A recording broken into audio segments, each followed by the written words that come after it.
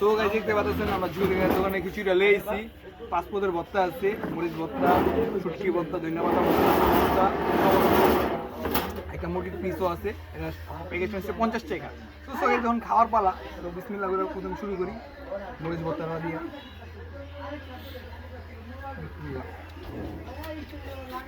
খুবই ভালো খিচুড়িটা, আর একটু জল দিচ্ছে মুরগির মাংস, জলটা দেখতে পাচ্ছেন মাখো মাংস জল।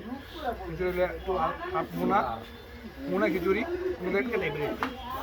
তো একটু মাংসটা খাই দেখি, মুরগির মাংসটা খুবই সফট দেখা গেছে।